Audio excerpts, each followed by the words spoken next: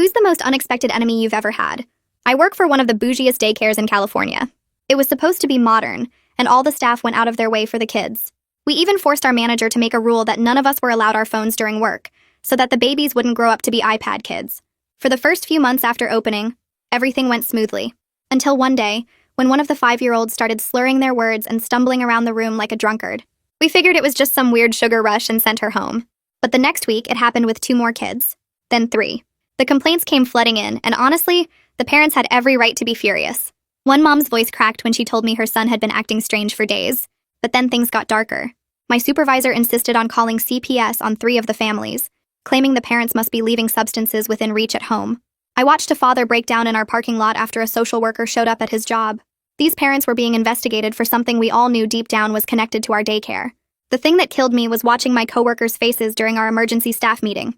Elena, who'd been teaching for 15 years, looked like she might cry.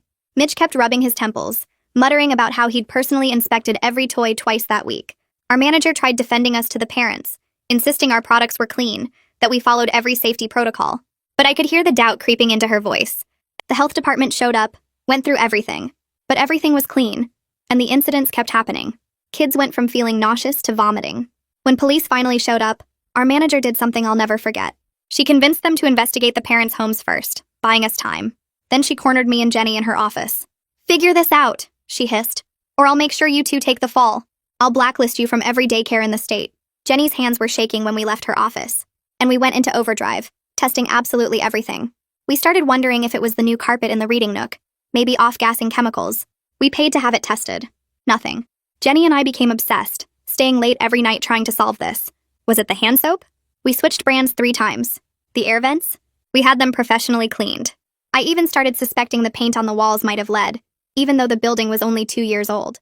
Then our manager pulled me and Jenny aside with this exhausted look. She was giving everyone else mandatory PTO for a week. Everyone except us. "I need to know," she whispered, and I realized she was testing if someone on staff was behind this. It felt awful being the only 2 she trusted, but I got it. The worst part? With just me and Jenny running the entire daycare, the incidents actually got worse. 3 kids in 2 days. One had to go to the ER because their heart rate spiked. That's when we knew for certain this wasn't an inside job. My coworker started a spreadsheet tracking everything: which rooms the kids had been in, what they ate, who they played with, even what songs we'd sung that day. Nothing made sense.